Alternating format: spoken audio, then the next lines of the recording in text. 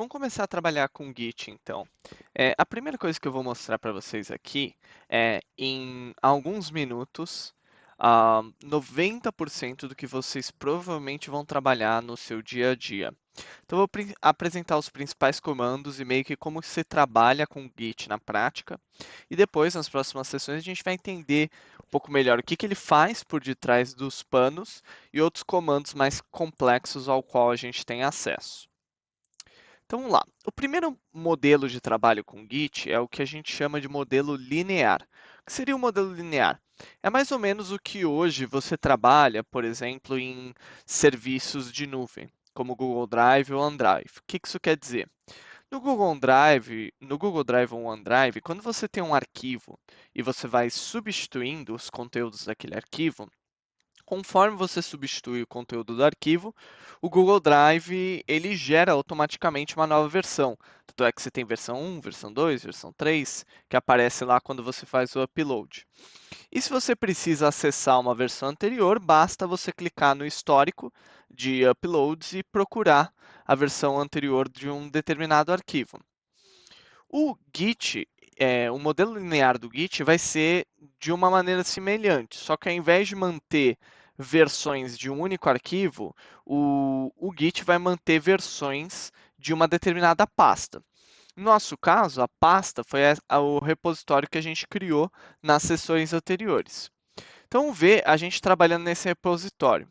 Então, aqui eu abri o Git Bash, tá? E eu naveguei até PyCharm Projects e curso Ciência de Dados Treino, que é o repositório que a gente criou. E aqui dentro desse repositório, lembra que ele vinha com dois arquivos padrões, né? Que era o license e o readme.md, além de um terceiro que é o .gitignore, que não vai aparecer aqui, tá? Mas tem esses dois arquivos aqui. Então a gente vai começar a trabalhar e mudar os conteúdos desse diretório. E aqui é através desses comandos que estão aparecendo do lado direito da tela. Então a primeira coisa, a gente vai criar um novo arquivo. Existe um comando no terminal que se chama nano, que permite a gente fazer isso. Então eu vou dar um nano novo arquivo .txt. Aí quando eu fizer isso, ele vai pedir para eu colocar conteúdo dentro desse arquivo. Então eu vou escrever aqui, este é um novo arquivo. Eu vou apertar Ctrl X e vou colocar um yes para salvar esse conteúdo. Agora, se a gente for na nossa pasta do curso de Ciência de Dados Treino, você vai ver que, e eu posso dar um ls aqui, que ele criou um novo arquivo .txt, que a gente pode ver no Windows Explorer aqui, e esse novo arquivo tem esse conteúdo, este é o novo arquivo, tá? Então, tudo que eu fiz foi tão simples quanto gerar um novo arquivo. Quando eu crio um novo arquivo, o Git não faz automaticamente o que seria o rastreamento do histórico desse arquivo. Eu tenho que adicionar o arquivo ao rastreamento do Git. A maneira como eu faço isso é através desse comando git add e algum conteúdo que eu quero adicionar. Nesse caso, eu vou chamar git add novo arquivo.txt, dá um Enter, e a partir de agora, esse arquivo vai ser rastreado pelo Git. Então, qualquer modificação que eu faça nele, o Git vai, ele vai detectar como uma modificação que precisa ser rastreada, tá? Depois que eu faço a adição do arquivo e eu estou começando a rastrear ele, eu preciso dar o commit, que é a mesma coisa que falar, olha, eu fiz uma modificação. Meio que assim, conforme você faz modificações nos conteúdos do seu diretório, chega um ponto que você fala, ok, eu acho que eu fiz modificação suficiente e eu quero meio que salvar as modificações que eu fiz até o momento. É isso que o Git faz. E eu dei uma pausa no salvar e com as mãos eu fiz entre aspas aqui, mas só para vocês saberem, salvar entre aspas, que não é exatamente salvar. Então, o git commit -m alguma coisa, ele vai simplesmente salvar, como se tivesse uma snapshot, uma fotografia do seu diretório de trabalho até o momento, e você vai dizer quais foram as modificações que você fez. Então, eu vou dar aqui um git commit -m para adicionar uma mensagem, e a mensagem é gerando novo arquivo. Agora, quando eu fizer isso, ó, veja que ele fala, ó, teve um arquivo que foi alterado e teve uma inserção, E aí aqui tem o arquivo que foi alterado. Se eu tivesse feito outras modificações, criado outros arquivos, criado novos diretórios e assim vai, ele apareceria aqui nesse mesmo commit. Então o commit não é para um único arquivo. Ele é para todas as modificações que você fez nos arquivos que são rastreados pelo Git, tá? E agora, isso aqui, tudo, está salvo no que a gente chama do nosso repositório local. Então isso aqui está salvo na minha máquina nesse momento, ou seja, nesse Windows Explorer aqui. Eu quero que isso seja empurrado para o meu repositório remoto, que é esse cara aqui, que você pode ver, vou até atualizar a página dele, que não existe esse novo arquivo .txt no repositório remoto. Então, o que eu vou fazer? Eu vou chamar esse comando, que é o comando de empurrar o conteúdo para o repositório remoto, que é o git push origin main. Eu vou executar isso aqui. Espera só um segundo. Voltei, minha sessão do SSH Agent tinha caído. Vamos lá de novo. Então, agora eu preciso empurrar as minhas modificações para a minha árvore de trabalho. Então, vou dar aqui um push origin main. E agora você vai ver que ele vai meio que adicionar essas modificações para o meu diretório de trabalho. Se a gente for ver aqui, meu diretório remoto, desculpa, meu repositório remoto, e atualizar esse cara, você vê que ele adicionou aqui o novo arquivo .txt. E mais do que isso, veja que ele deu um novo código aqui, ele gerou um novo commit. Tá vendo? Gerando um novo arquivo que eu coloquei aqui, que tem um código específico. Então agora, os conteúdos do meu repositório local e do meu repositório remoto passaram a ser iguais para o main, que é onde estão os principais conteúdos do meu arquivo. Agora eu vou ir lá e vou copiar o meu arquivo txt como novo arquivo 2. Então, gerei um novo arquivo 2. Eu posso dar um git add ponto para adicionar todos os arquivos que ainda não foram adicionados dentro do meu diretório. Você vê que ele vai adicionar um novo arquivo 2. E agora eu vou dar um novo commit. Vou até usar a seção anterior. Aqui. E colocar copiando arquivo. E agora eu posso dar de novo um git push origin main. E a gente vai ver aqui que vai aparecer um segundo arquivo txt e vai aparecer um terceiro commit. Okay? Então, eu posso ir fazendo isso, fazendo modificações no meu diretório de trabalho, adicionando arquivos, fazendo commit, falando quais foram as modificações que eu fiz e empurrando as minhas modificações para o meu repositório remoto. Uma das coisas que é interessante a gente saber fazer é que, conforme eu vou fazendo isso aqui, essas várias modificações, eu posso querer voltar para um commit anterior, certo? Então, por exemplo, eu fiz alguma coisa que gerou algum tipo de problema no meu código, eu posso querer voltar para esse, ou até para o primeiro commit aqui. Uma maneira que a gente tem de fazer isso é por essa função aqui, ou por esse comando git reset hard e um nome de commit. Vamos supor que eu queira voltar para antes de eu ter, por exemplo, copiado o meu arquivo. Então, se a gente for ver, eu estou falando que eu quero voltar para esse commit aqui. Então, eu posso pegar, clicar aqui, ele vai ter vários detalhes do commit. Eu posso ir aqui e pegar esse cara aqui, que é o código do commit, e eu posso vir aqui, dar um git reset hard, e eu posso colocar o meu código de commit aqui, que é esse cara todo, dar um enter, e você vai ver que ele mudou o meu diretório local para esse commit. Porque se a gente olhar para o meu diretório local agora, sumiu o novo arquivo 2.txt. E eu posso empurrar isso de volta para o meu main. Então, vou empurrar origin main aqui. Ele vai dar um erro, porque eu tenho que colocar um traço F para forçar esse voltar um commit. E agora, se eu for ver o meu carinha aqui, você vê que ele só tem 2 commits porque ele voltou para o commit gerando um novo arquivo. E eu posso ainda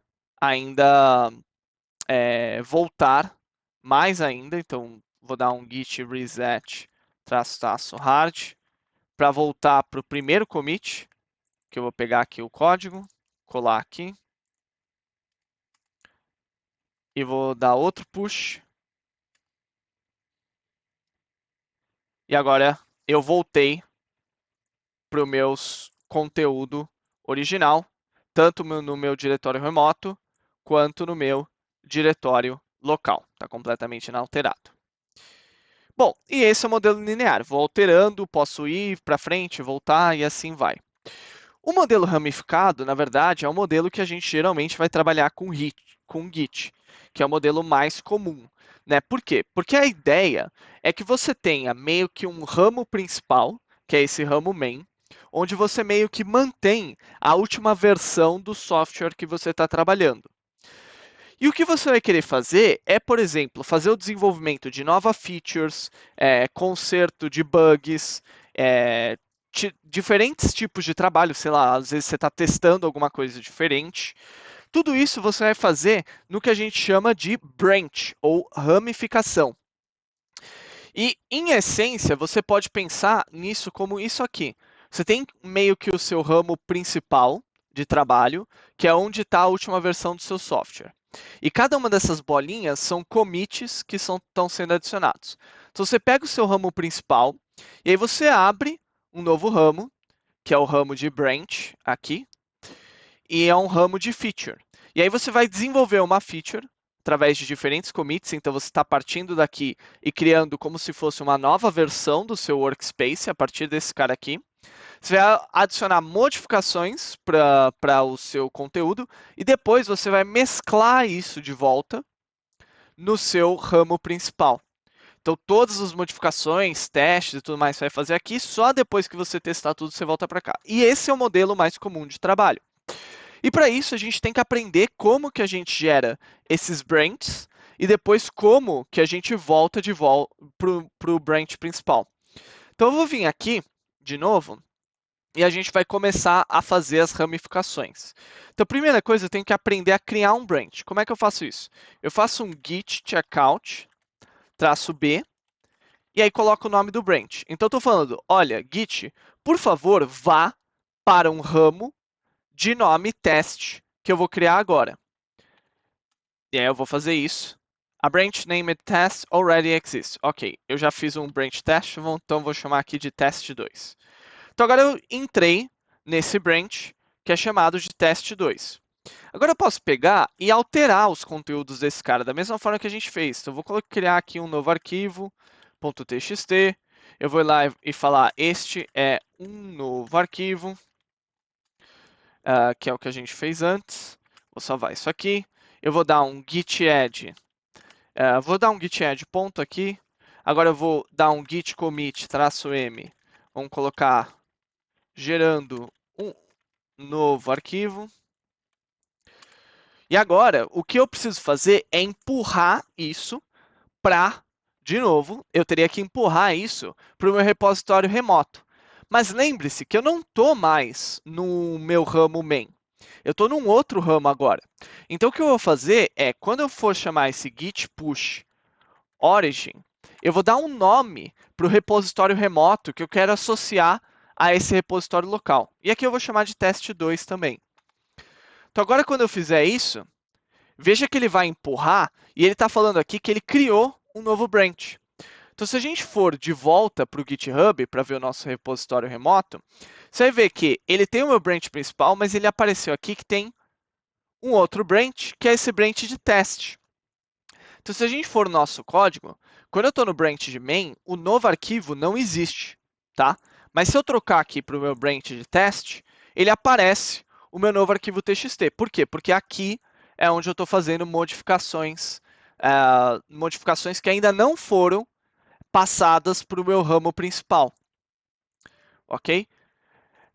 Então eu posso aqui fazer todos os tipos de modificações que eu quiser no meu branch e tudo mais, e ele vai se manter separado do meu ramo principal. E da mesma forma, outros usuários poderiam fazer modificações e empurrar isso para o ramo remoto também. Esse é um dos poderes do Git, que é o poder de colaboração. Mas vamos voltar agora para o ramo principal, dentro do nosso repositório local. Então, eu vou fazer aqui um git checkout, e aí, de novo, eu posso passar aqui o nome, eu não preciso colocar o traço B, porque o ramo existe, então só dou um git checkout main. E agora eu voltei para o ramo main. Como é que a gente sabe disso? Se eu der um ls, você vai ver que só tem 2 arquivos, meu novo arquivo de txt deixou de existir. Então agora eu vou fazer modificações no meu ramo main. Vamos criar aqui um arquivo diferente, .txt, e dentro desse arquivo eu vou colocar este é um arquivo diferente. Vou dar um Ctrl X e um ES para salvar. Então agora eu tenho esse arquivo diferente aqui. Eu vou adicionar esse arquivo. Eu vou dar um commit aqui dizendo que eu estou gerando um arquivo diferente. E eu vou empurrar essas modificações para o meu repositório remoto. Então agora, se a gente olhar, e vou voltar aqui, se a gente olhar para o meu ramo main, ele tem um arquivo, que é esse arquivo diferente, mas ele não tem o meu novo arquivo, enquanto que o meu ramo de teste, ele tem um novo arquivo, mas ele não tem o meu arquivo diferente. Ou seja, os meus ramos passaram a divergir em termos de conteúdo. E eu posso querer mesclar as modificações que eu fiz nesses ramos em separado. Geralmente, a gente mescla quando a gente faz alguma modificação no main e a gente está num outro ramo de teste. Geralmente, a mesclagem mais comum é a gente mesclar do main para o teste. Ou seja, eu adicionar as modificações do main para o teste. Então, o que eu vou fazer? Eu vou voltar aqui, vou dar um git checkout. Ou seja, eu estou mudando aqui para o teste 2, o ramo que eu acabei de gerar. Aí o que eu vou fazer? Eu vou dar um git pull. O que é o pull? O pull ele pede para trazer modificações de um determinado ramo para dentro do meu repositório local. Ou seja, eu estou falando, olha, se houver modificações no repositório remoto que ainda não existem no meu repositório local, por favor, adicione essas modificações. Isso também é feito para se eu tivesse múltiplas pessoas trabalhando, por exemplo, no mesmo repositório, pode ser que uma pessoa adicione um novo commit no repositório remoto, empurre lá para o repositório remoto, que eu ainda não tenho na minha versão local daquele determinado ramo. Então, o pull é o que vai me permitir trazer as modificações desse ramo para o meu ramo local, do ramo remoto para o ramo local. Então, eu poderia fazer aqui, por exemplo, um git pull origin teste 2, e aí, nesse caso, ele vai falar que, olha, está tudo up to date, não tem qualquer modificação no ramo teste 2 que ainda não tenha sido adicionado para o seu repositório local. Agora, se eu fizer um git pull origin main, agora eu estou pedindo para fazer uma operação um pouco diferente. Ao invés de eu estar pedindo para trazer ou simplesmente atualizar o meu repositório teste 2, eu estou pedindo para trazer as modificações do main para o teste 2. Então agora eu vou fazer isso. E aí, o que ele vai fazer ele vai falar, olha, eu estou fazendo uma operação de merge entre esses dois caras aqui. Tá? Então eu preciso que você diga, olha, isso aqui tá tudo certo, vamos ver se a gente consegue juntar esses dois caras. Então eu vou colocar aqui dois pontos QT, dois pontos Q, e você vai ver que ele vai falar, olha, estou fazendo merge por uma estratégia específica aqui, que eu não vou entrar em detalhes da estratégia por enquanto. Nesse merge, ou seja, mesclagem entre os ramos, foi gerado um novo arquivo txt, que é esse arquivo diferente, na qual foi adicionada uma linha, e aí esse arquivo foi adicionado para o seu ramo teste2 local. Então, se a gente olhar para o nosso Windows Explorer aqui, agora a gente vai ver o nosso arquivo diferente. Ou seja, ele fez a mesclagem, não foi uma atualização, que é o que o Git pull pode fazer também, ele fez uma mesclagem entre esses dois ramos. Ok? E agora eu posso empurrar isso de volta para o meu ramo remoto, porque se a gente olhar o meu ramo remoto, o ramo do teste 2 ainda não contém o meu arquivo diferente, então eu vou dar um git push origin teste 2. Isso vai empurrar para lá. E agora, se a gente for aqui, atualizar esse cara, você vai ver que tem um arquivo diferente aqui, ok? Então, com isso, eu teria conseguido trabalhar em dois ramos distintos e eu poderia continuar trabalhando no ramo 2, adicionar novas modificações agora e depois ir fazendo essa sincronização com o ramo main. Mas a operação principal que a gente precisa falar aqui desse modelo paralelo de execução é essa operação da mesclagem, né, que foi o que a gente fez quando a gente foi lá e adicionou os conteúdos do main nos conteúdos do teste. Né? Porque a mesclagem é essa operação da gente trazer as modificações de um ramo para o outro. Tá? E a mesclagem, na verdade, ela vem com diferentes estratégias. Por quê? Porque, eventualmente, modificações feitas num ramo podem gerar conflitos com outro ramo. Isso significa que, por exemplo, eu fiz uma modificação no ramo 1 na mesma linha de arquivo que eu fiz de modificação no meu ramo 2.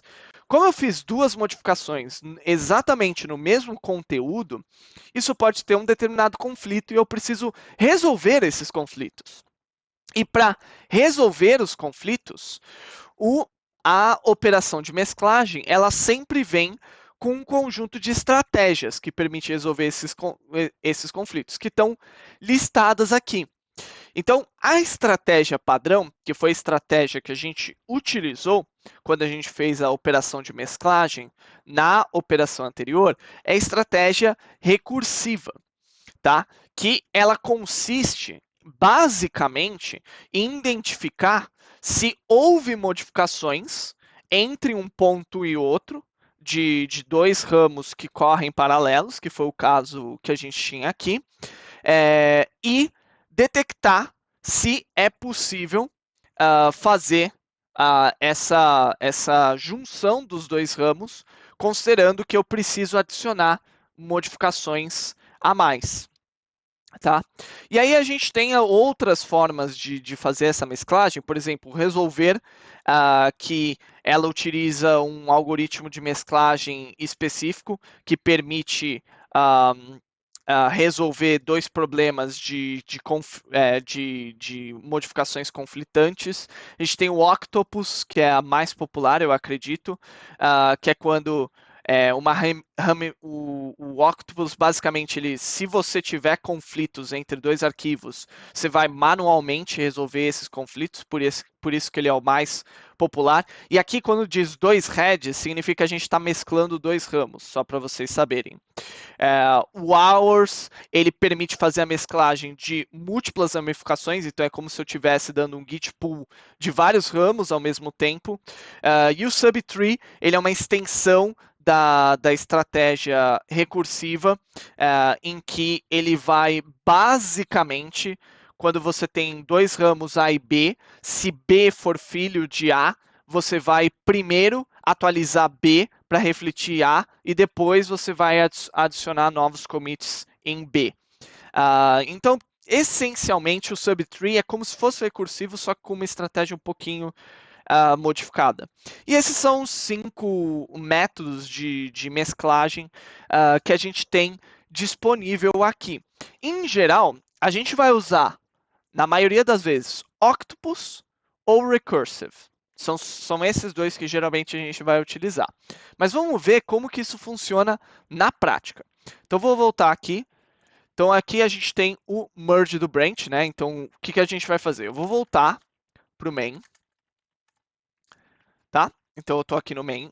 A gente sabe, ele está falando, ó, já está up to date com o origin main, então a gente não precisa fazer nada. E agora eu vou dar um merge, tá?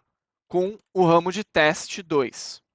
Tá? Agora, quando eu fizer esse git merge teste 2, ele está falando aqui que ele pode fazer o merge, a mesclagem entre os dois branches, a partir de uma operação de fast forward, porque basicamente eu já adicionei o main para o meu teste e depois eu só fiz um novo commit, só tem um commit diferente, que é esse novo arquivo.txt, então ele só vai adicionar esse cara. Então agora eu posso dar um push, origin main, então eu vou empurrar isso, e agora a gente vai ver aqui, se eu for para o main, que ele vai refletir os dois conteúdos. Beleza, o que eu posso fazer? Eu posso deletar o meu branch, então vou vir aqui, grit branch de test2. Então, estou deletando o ramo local, vou inclusive deletar esse outro ramo que eu tinha duplicado aqui. E o que a gente pode fazer é também deletar o ramo remoto. Então, vou dar um git push origin, delete test2. Então, agora eu estou mandando deletar o ramo remoto. E se a gente for aqui e atualizar minha página, você vai ver que não existe mais o ramo test2. Ok? Agora vamos ver como que essa operação de mesclagem funciona quando a gente gera um conflito. Então, eu vou vir aqui e vou dar um checkout no novo branch chamado conflito. Então, criei um novo branch conflito. Agora, eu vou gerar um arquivo diferente. Na verdade, eu vou vir no meu arquivo diferente, porque ele já existe no meu ramo aqui. Então, você vê que ele existe um arquivo diferente. Tá? E eu vou fazer alguma coisa aqui, vamos, sei lá. Este é um arquivo diferente. E a gente vai falar, sei lá, este é um arquivo que vamos mudar. Então, vou colocar aqui. Vou salvar no meu buffer. Então, eu modifiquei o meu arquivo diferente. Vou adicionar. Aqui, na verdade, não tem nada para adicionar, porque ele já está adicionado. Vou colocar aqui um commit, hora de dar pau. E eu vou empurrar isso para o meu ramo remoto. E aqui eu vou empurrar para um novo ramo que vai ser criado, que é esse ramo conflito. Ok. Agora eu vou voltar para o meu main. Eu vou ir no meu arquivo diferente, de novo. E agora eu vou mudar isso aqui. Vou colocar, este é um arquivo mudado no main. Estou modificando o mesmo conteúdo aqui. Não preciso do git add, eu posso dar só um git commit. Vou colocar aqui, meu Deus. Então, modifiquei. Opa, faltou o git add mesmo. Git add, git commit, pronto. Então, modifiquei agora o meu arquivo aqui. E agora eu posso empurrar isso, inclusive, para origin main. Ok, então eu tenho agora dois ramos que a gente sabe que vai ter conflito, porque eu modifiquei exatamente a mesma linha dos dois arquivos. Então, vamos tentar fazer o merge com o arquivo de conflito. Então, a hora que eu rodar isso, o que ele vai falar? Tem um conflito aqui entre esses dois arquivos, conflict, content. E agora eu posso dar, por exemplo, um git status para checar o status do nosso repositório. Ele vai falar, olha, você tem um merge que está gerando os conflitos e você precisa consertar esses conflitos. Onde que a gente vê os conflitos, no final das contas? No próprio arquivo. Então, se eu for olhar o meu arquivo diferente aqui, você vai ver que ele tem aqui, ó, isso aqui é a modificação do main, ou seja, que ele diz o head aqui é onde nós estamos. Isso é onde nós estávamos, porque eu fiz o merge a partir do ramo do main. Isso é o que a gente está tentando adicionar. Então, esse head, traço, igual, traço, o Git identifica isso aqui como uma indicação de conflito entre arquivos. Então, para resolver o conflito, a gente tem que vir aqui e, sei lá, fazer alguma coisa assim. Vou falar agora que tem duas linhas. E aí, agora eu posso salvar esse cara aqui. E agora, quando eu checar o meu git status, você vai ver que eu ainda tenho ele está dizendo que eu ainda tenho conflitos, por quê? Porque eu preciso dar um commit. Então, vou dar um git add para adicionar as modificações. Vou dar um commit, -m, resolvendo conflitos.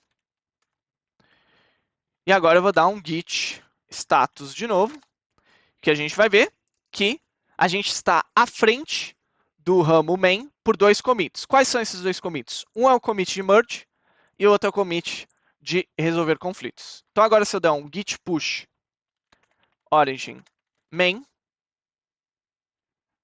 que a gente vai ver? Vou voltar aqui, atualizar. A gente deveria ter um ramo main, né? Que está aqui. Deveria ter outro ramo conflito, mas eu posso olhar os 7 commits e a gente vai ver. Meu Deus, hora de dar pau, meu Deus, e resolvendo conflitos. Você vê que ele adicionou essa nova linha aqui no nosso arquivo. No meu Deus, ele adicionou essa modificação. E aí tem o hora de dar pau, que foi quando a gente mudou, só que no nosso ramo de conflito aqui. Então veja que ele adicionou até os commits do conflito. E aqui tem a operação que a gente tinha feito de merge com o teste 2. Bom, então assim eu consigo ir resolvendo conflitos que podem aparecer entre conteúdos de árvores de ramificações distintas. E dessa forma eu consigo sempre ir mantendo versões atualizadas do meu ramo main aqui. Então só para a gente limpar o nosso conteúdo, eu vou dar um git branch, git branch -d conflito para deletar o conflito, que eu não preciso mais. E faltou um T aqui. E eu vou dar um git push origin -delete conflito. Pronto, deletei o ramo remoto também. Bom, o que é importante? Última grande operação que a gente vai fazer na maioria dos casos aqui. Essas operações de merge que eu fiz no meu ramo main aqui, na prática, quando a gente for trabalhar com o Git no nosso dia a dia, a gente não vai fazer o merge dessa forma. Por quê? Porque como que a gente trabalha com Git no nosso dia a dia na prática?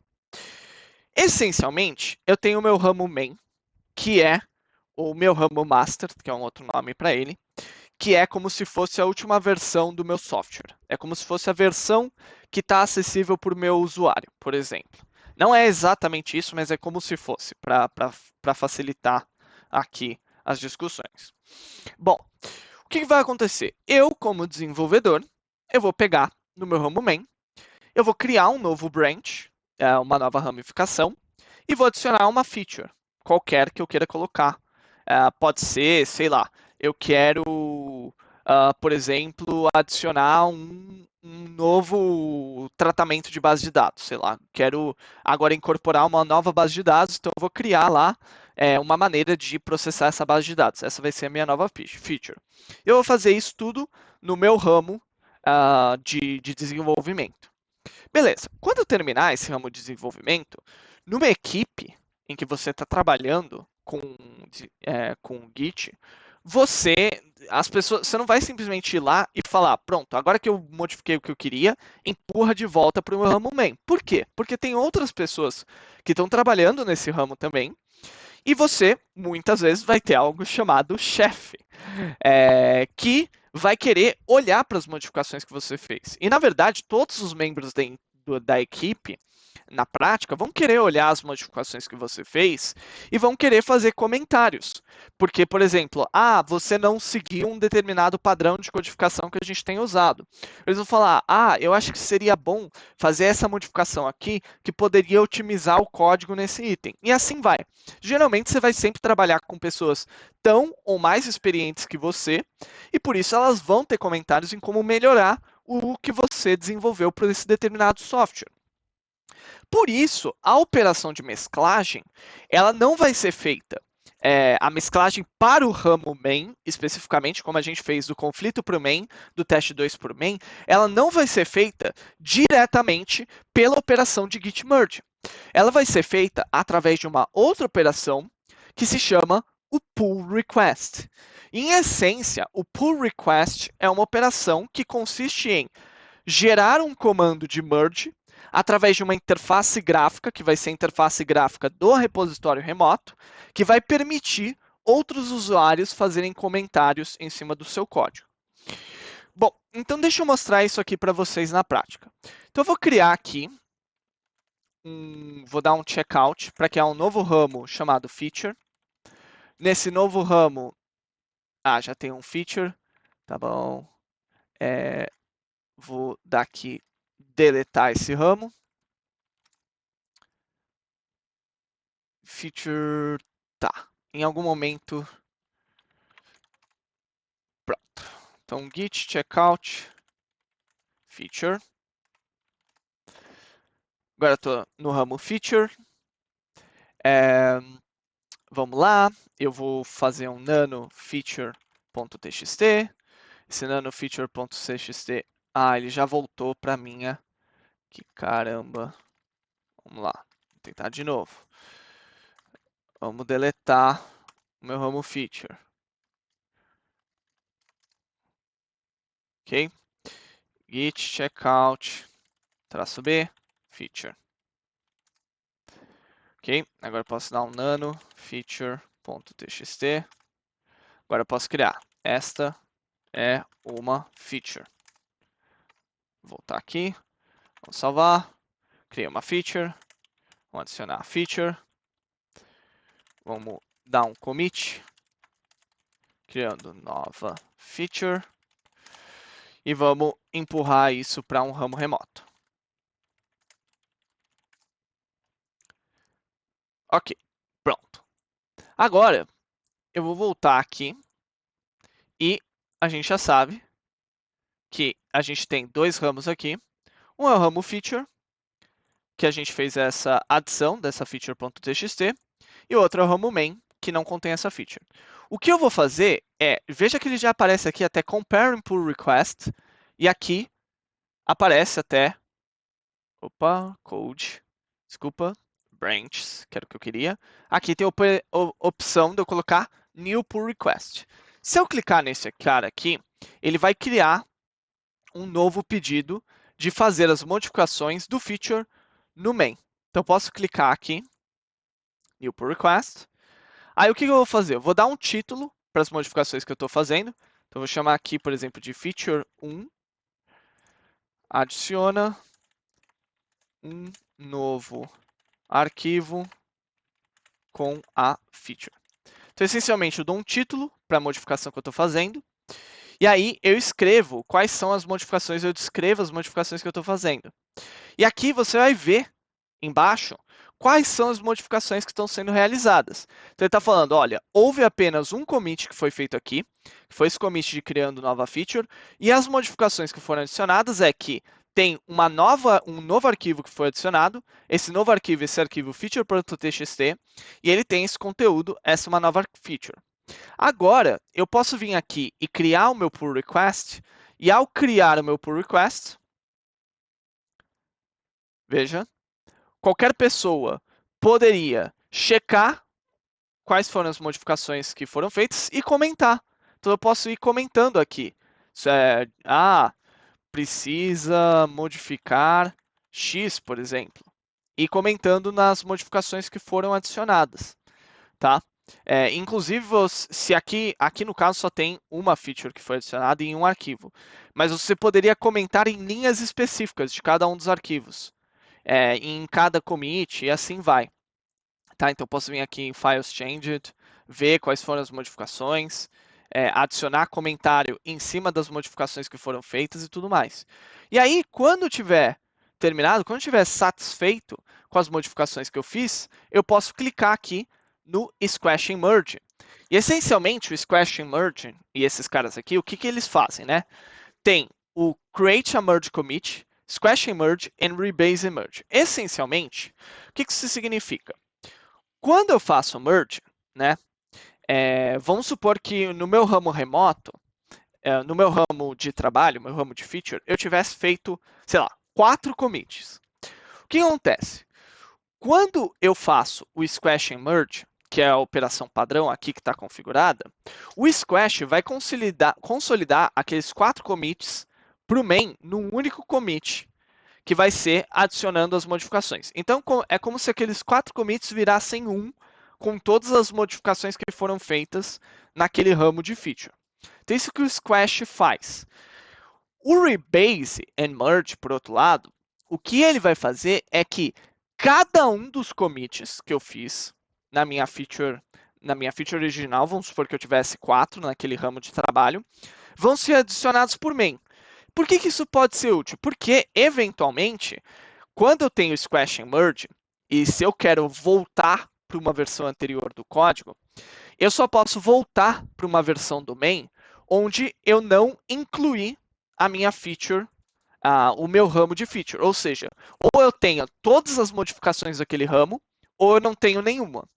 O Rebase and Merge, por outro lado, pode ser útil se eu quiser adicionar os commits daquela feature, e aí, eventualmente, se eu tiver alguma modificação que eu fiz dentro do ramo da feature que eu queira incorporar e voltar para o meio da feature, eu posso fazer isso. Então não existe só com ou sem a feature, pode ser com ou sem os diferentes commits da feature. E enquanto o create merge commit, ele basicamente faz a operação de merge que a gente já viu quando a gente fez na linha de comando. E aí tem diferentes estratégias e diferentes maneiras que você pode fazer esse merge. No caso, eu vou manter o Squash and Merge, porque é realmente a maneira padrão que a gente tem de fazer isso. Eu vou clicar aqui, Squash and Merge, e aí você pode dar um Confirm, Squash and Merge, e aí agora, meu pull request foi feito merge. Você vê que ele até fala aqui, ó, você não quer deletar o ramo? Eu vou clicar aqui para deletar o ramo mesmo. E a gente pode voltar agora no meu código. E aí vocês vão ver que ele adicionou aqui a feature. E, inclusive aqui ele aparece um hashtag 2, que foi justamente o pull request que gerou essa modificação. Então eu consigo até clicar aqui para ver, ó, qual foi o pull request? Ah, foi esse aqui que eu tinha feito, tá? Então ele gerou as minhas modificações aqui. Bom, uma coisa que é importante da gente saber dessa operação de pull request é que é interessante, quando a gente estiver trabalhando no Git, que a gente faça algumas configurações para garantir que, por exemplo, a operação que eu fiz no terminal, do git merge do conflito com main, que os usuários do repositório, que os membros do time que estão compartilhando esse repositório, não possam fazer isso, né? Que eles sejam obrigados a fazer o pull request, né? Para garantir um fluxo de trabalho muito bem determinado. E existe uma maneira de você fazer isso, na verdade, que é você alterando as configurações do seu repositório aqui. Né? E dentro das configurações do seu repositório, e aqui eu acho que eu até coloquei uma descrição de como fazer isso, tem aqui no Branches como você alterar o que a gente chama de Branch Protection Rules. E eu posso adicionar aqui uma regra para que um branch com um padrão de nome main requeira, por exemplo, o pull request antes de sofrer o merge, antes de sofrer a mesclagem. Então, sempre que eu quiser adicionar alguma modificação para o main, eu tenho que fazer isso via um pull request. Ou seja, eu não consigo adicionar modificações direta para o main, como a gente fez na linha de comando. E se eu tentar fazer uma operação de mesclagem de outra feature branch, eu vou ter que fazer um pull request. E aqui eu também posso colocar especificações sobre esse pull request. Aqui no caso estou falando que ele requer aprovação. Ou seja, eu só posso fazer um merge de um ramo no outro, de um pull request no main, se alguma outra pessoa tiver revisado e aprovado aquelas modificações, que é uma boa prática. Tá? E você pode, inclusive, colocar que eu requeiro o review de determinados membros do time. Tem outras modificações, como eu posso ter, por exemplo, um conjunto de checks que o ramo tem que passar. E, na verdade, a gente vai ver mais para frente como fazer isso. Enfim, tem várias coisas que vocês podem configurar em termos do que a gente quer de restrições nesse ramo. No caso, a única restrição que eu estou colocando é realmente o Require Approvals. Então, eu vou dar aqui um Create. E aí ele vai pedir minha senha. Espera aí.